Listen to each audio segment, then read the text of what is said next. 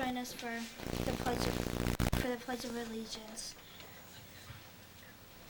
Pledge allegiance to the flag of the United States of America and to the republic for which it stands, one nation, under God, indivisible, with liberty and justice for all. Please remain standing for America the Beautiful.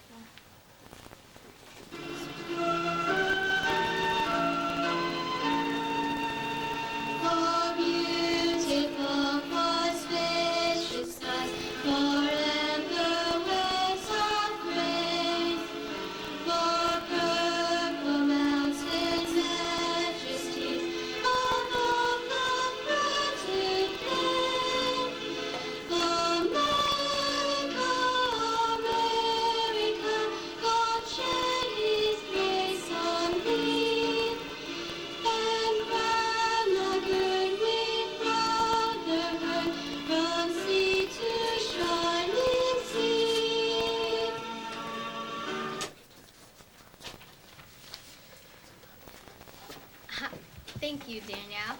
Hanukkah begins on December 13th. The White House will display a menorah for Hanukkah. The menorah was borrowed from the Gomez Mill House in Marlborough, New York.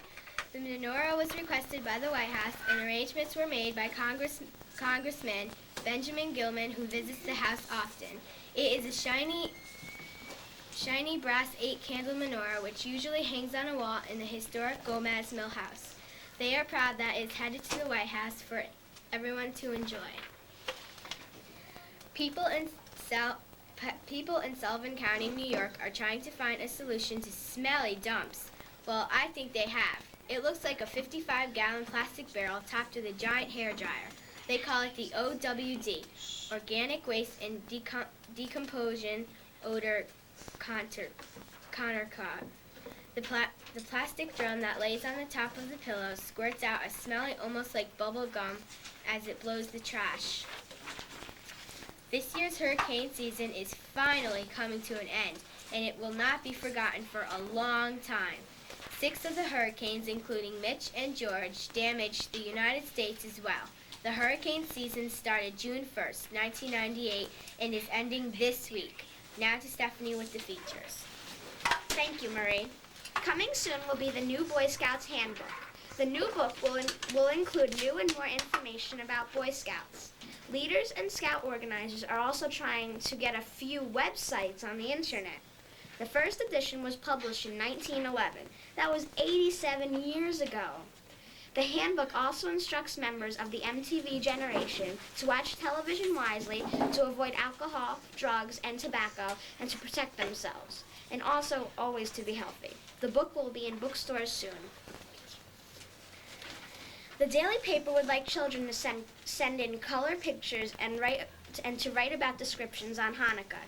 The children who write the best story and have a great-looking picture will be printed in next week's record. The cutoff date is Friday, November 4th. Anyone interested may hand in their pictures to the DVE-TV room. Make sure your name is on it. In celebration of Hanukkah, the Times Herald record editions are asking children between the ages of 3 and 7 to answer this question. Why do you think the oil lasted for 8 days? They are asking for any kind of answer, and they are also asking for you to draw a picture of what you think Hanukkah means.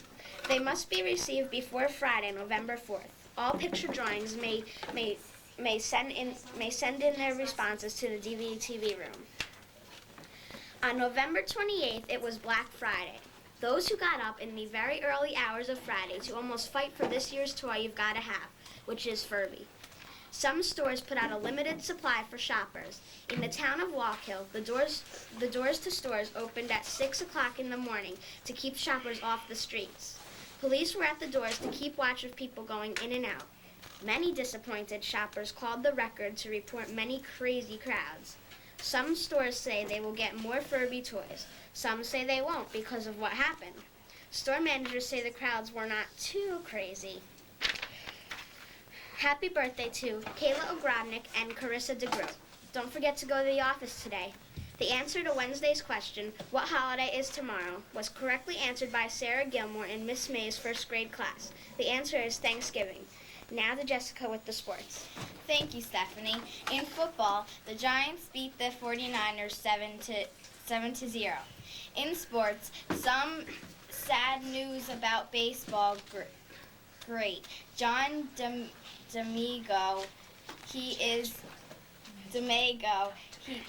DiMaggio, he is in a hospital in Florida where he issued to be sicker than last week. Doctors say if he recovers, it will be a long, difficult recovery.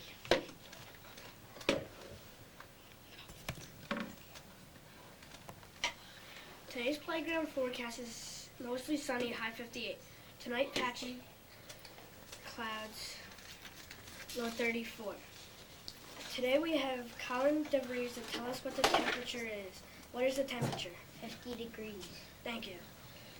Tomorrow, sunshine for most of the day and very pleasant, high 56. Cloudy in the night, low 34. Today's natural high is having a good recess.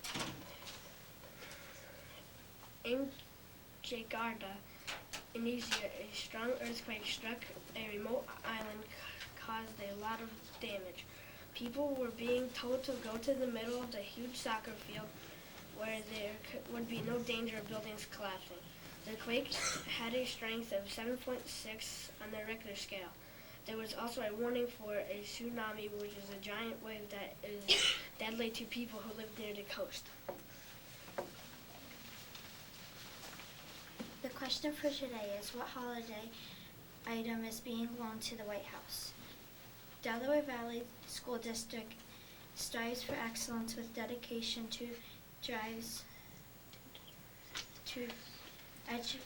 diverse education opportunities. Our school is a magic place for making tomorrow.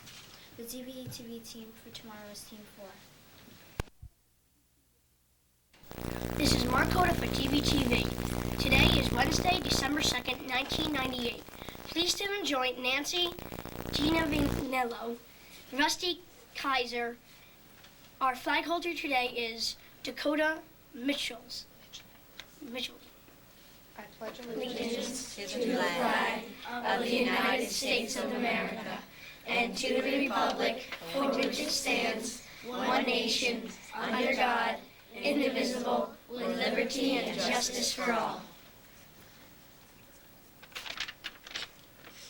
Please remain standing for the Star-Spangled Banner.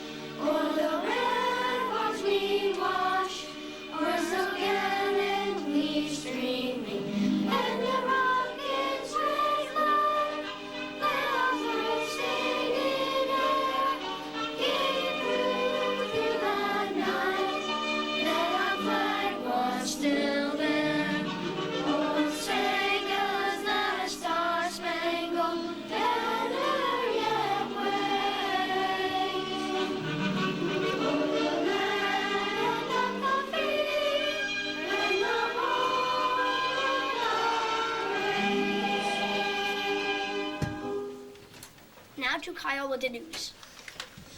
Thank you, Mark. Delaware Valley Schools scored above the state average on the Pennsylvania School Assessment Test. The tests were given in math and reading last spring. Students in grades 5, 8th, and 11th are tested in math and reading. Those in 6th and 9th are tested in writing. Only the initial results have been looked at so far. The debate over whether or not a state should take back a 30-year-old law that requires bikers to wear helmets is continuing. People are calling and faxing governor's office with their opinions. Medical workers want the bill to be signed, now keeping the helmet law. They say too many head injuries would would happen if people didn't wear helmets. Motorcycle riders say that they don't want the law because they should have the freedom to choose. Governor Rich has until December 30th to decide whether or not to sign the bill. In Washington, the Secretary of State, Madeleine Albright, said on behalf of her grandparents and other people who lost their lives in the Holocaust that there should be an international conference to discuss ways of paying back the survivors some of what they lost in the war. The Clinton administration issued a statement asking countries to each get involved in taking about this issue. Mrs. Albright said that there are archives that can be studied to find out which people lost their belongings. The 4 days of the conference will bring together 44 countries and a big variety of organizations to help work on this. Mrs. Albright said that it would not be easy to resolve the issue, but by working together and sharing ideas, they can begin to find a solution. Today we have a very special guest, the superintendent of our schools, Dr. Finan. Dr. Finan is a guest of Katie Codwell and Greg Cook. Now to our reporters, Greg and Katie and Dr. Finan. Good morning, Dr. Finan. Good morning. As superintendent, what do you do in your job? Well, I do a lot of things, Greg. I oversee buildings such as yours and all the other buildings in the district. I oversee the building of new buildings. We're building a new building in Dingman, Delaware Primary School. It's in the Dingman, Delaware attendance area, so it wouldn't affect your students here, but the students in that area are in real crowded spaces, so I am overseeing that project. And we have all the footers poured, and they're starting to pour and do some of the block work. So that's a very new building that's getting out of the ground now. I help design the budget for the school year, so you can have things like computers and books and pencils and teachers and instructional assistants and secretaries and all those things. So we're in the process of putting that together now. Probably the most important part of my job is engaging the public in what we do here in our schools, and I do that in a variety of ways. I meet with a lot of groups and organizations. I just spoke with Rotary last week and talked about some of the new projects. I met with a group of taxpayers a couple weeks ago and talked about some of our new initiatives. I'm meeting with a group of business people today to talk about some of the issues facing our schools. So that's one of my major portions of the job. It's kind of called public relations, you know. And the other part is looking at new policies and procedures and guidelines and putting those into place, taking them before the board for their approval. Most importantly, I work with our board members, and there are 9 of those, to help oversee the district, and they help provide the money and for all the programs that we need. How many years were you assistant superintendent of Delaware Valley School? Well, thanks for asking, Katie. I was assistant superintendent for 13 years, and I was principal, an elementary principal, for 4 years. And actually, I was elementary principal of Milford Elementary School and Matamoros Elementary School, and those 2 schools combined to form your Delaware Valley Elementary School. So I was a principal of K to 5 a long time ago. So it's been a really nice experience for me. Do you still work with kids while you are superintendent, and if so, what ways? Oh, that's one of my favorite questions. I really don't work with kids enough. I will teach next week. When people ask, I come in and I'm a guest speaker in classrooms. I'm going to teach a class next week at Dingman, Delaware Middle School. I do that annually. I also teach graduate school, so I do continue to teach. I teach at Marywood University, a graduate class in the summer. And that's kind of like teaching kids, you know, but they're adults. But it's the same kind of idea. They get homework too, you know, just in case you were wondering. And I do come in and speak on various topics to kids, but I don't really have a class that I work with all the time. How has your job changed as superintendent from when you were assistant superintendent? Well, you know, it's interesting. It's changed in a lot of ways, but in other ways I kind of keep doing some of the things I liked to do. I work with some of the SAP teams at the middle school and the high school levels, and I still work with them because I think it's important for me to keep in touch with what's happening in the building, so I do that. But more importantly, I spend a lot more time meeting with people outside of the school, you know, business people and groups who really want to know what kids are like today. And I tell them that they're just like they always were. They really haven't changed much. So I spend a lot more time doing those things because I think it's important for people in the community to know what we're doing in school. So I'm kind of like the ambassador. I go out and I talk to groups. And that's really changed more than when I was assistant superintendent. I didn't do that much. Were you a teacher at first? And if so, what grades did you teach and how long did you teach? I was a teacher, and I still consider myself a teacher. I was first an English teacher in high school. So I taught grades 9 through 12, English literature for the most part, and grammar. And then I was a reading teacher. I also was a language arts teacher. I actually have taught every grade except kindergarten. So I've taught from grades 1 through 12.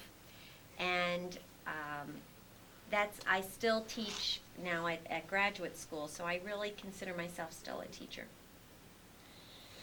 What is your most favorite part of your job as school superintendent? You know what? Being here today, it's my favorite. Seeing all the wonderful work that you do here.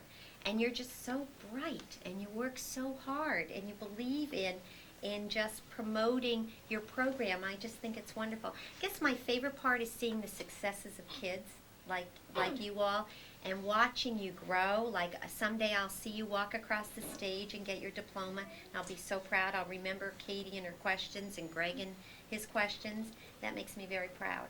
I think watching students learn is the most reward as from being a superintendent. What is your least favorite part of your job? Oh, my least favorite is trying to find all the money to make all these programs work. That's really hard because I can't just keep asking people to spend more and more money in taxes. So I have to look at priorities. And sometimes that's hard to do. We have to say, well, we can't have it this year. We have to wait till next year. And people want everything this year. They don't want to wait till next year. So that's the hardest part. I think financially, always looking for where we can get more budget money is always hard. When did you first know that you wanted to have an education as your career, and did anyone inspire you to do this? You know, I think this is a great question. I really didn't know that I wanted to be an educator until I was a junior in college. So when parents say you have to make up your mind of what you want to be when you graduate, that's really hard to do. But I did go to college. I knew I always wanted to go to college, but I didn't know what I wanted to be. I was in pre-med, and I was in psychology, and I was in foreign language studies. I was in international business. I was in probably every major that they had. And then a social studies teacher from my high school, one summer, the summer between my sophomore and junior years of college, asked me what I wanted to do with my life, and I said, I really don't know. And he said, I think you would make a great teacher. I think you have all the qualities to be a teacher, a great teacher. And he inspired me, and I think about him all the time, and I think the best thing that teachers can do is inspire children to have goals and reach those goals, but yet see the qualities within the person to help you be what you're destined to be. And I'm really thankful to that teacher. And I think some teacher will touch you in that way and help you to be who you want to be someday and what you want to be.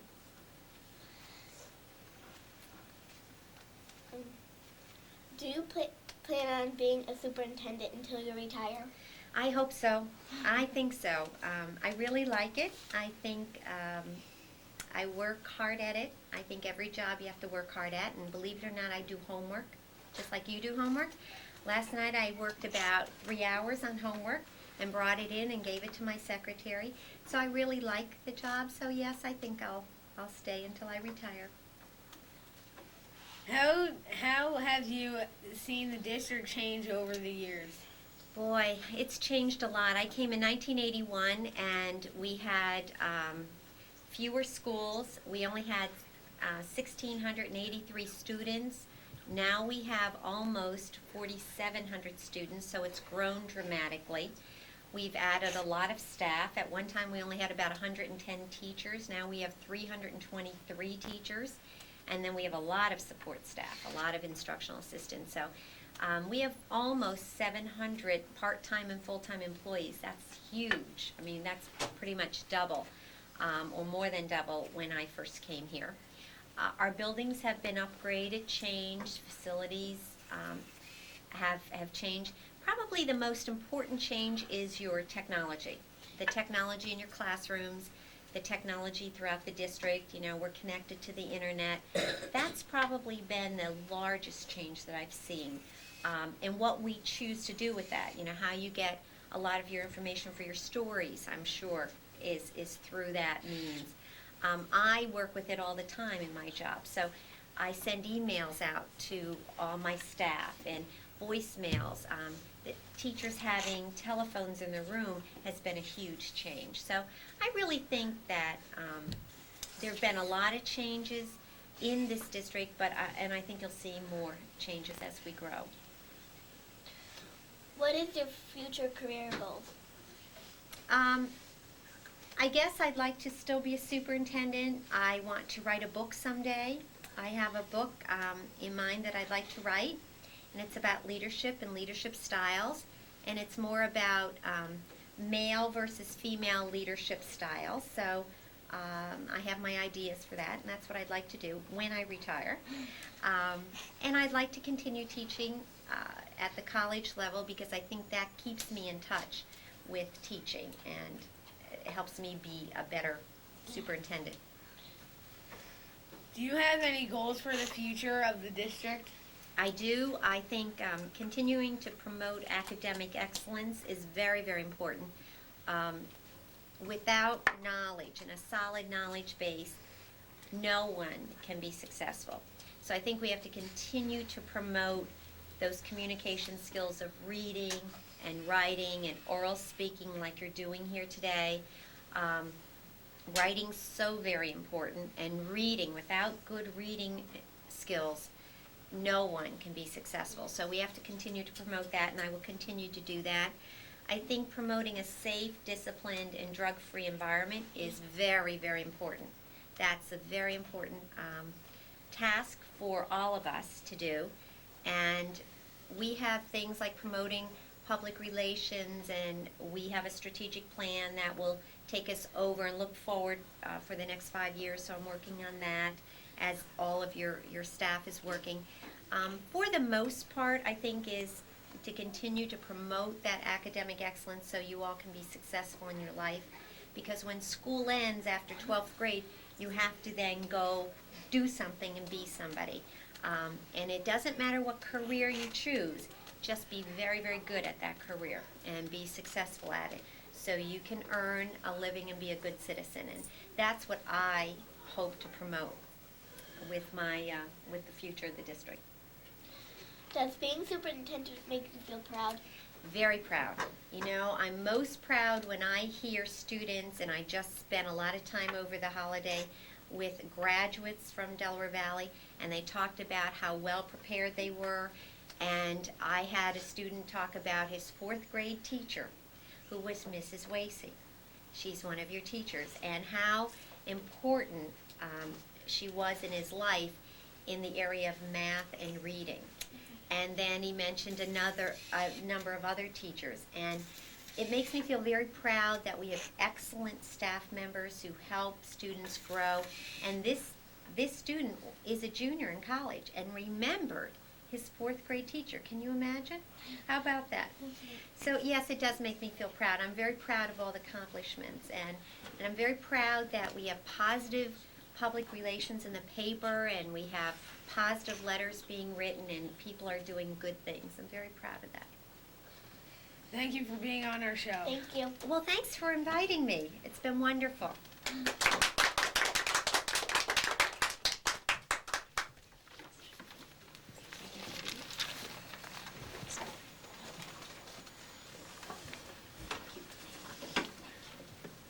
Thank you, Kyle.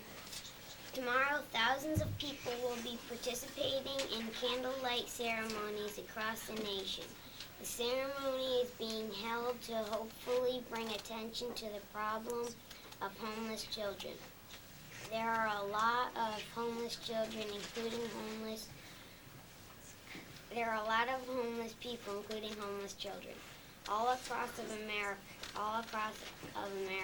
and many people want to bring attention to this problem. The nationwide candlelight ceremonies are being organized by the Convent House in New York City.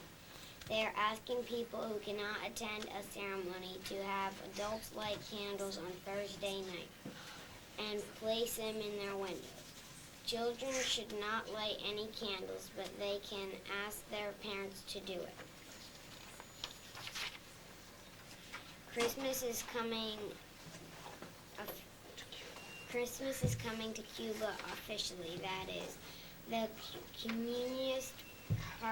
Communist Party put an ad on the entire front page of Cuba's only daily newspaper, saying that from now on, December 25th will be a permanent holiday in Cuba.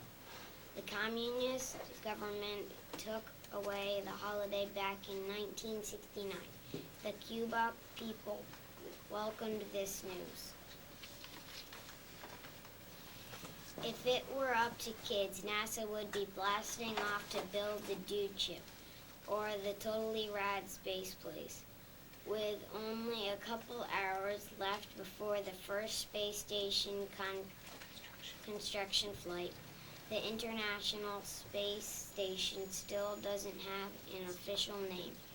NASA calls it the International Space Station, ISS. There have been lots of names suggested, though.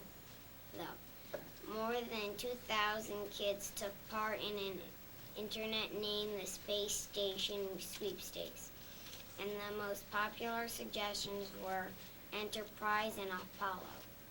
Other names were the Dude Ship, Way Out Man, Milky Way Bar Stop, and Giant Space Thingy. There are no birthdays today. The answer to yesterday's question, what holiday item is being loaned to the White House, was correctly answered by Julia Smith in Mrs. Fry's class, 5th grade class. The answer is a Hanukkah menorah. Now to Shane. Thank you, Stephanie. In hockey, the Rangers slipped by the Panthers 5-4. The Devils burned the Capitals 4-0. The Ducks and Penguins tied 4-4. The Canucks and Bruins also tied 1-1. The Senators sent the Predators flying 3-1. Contract talks for the NBA will be held tomorrow in New York after 2 weeks of not talking. Commissioner David Stern spoke by phone to the union director. The season won't start until January at the earliest because of contract problems. Anna Michelle with the weather. Thank you, Shane. Today we have Brian Stee with us to tell us the temperature. What is the temperature? 38. Thank you. Today's playground forecast is breezy with plenty of sunshine. High and near 59.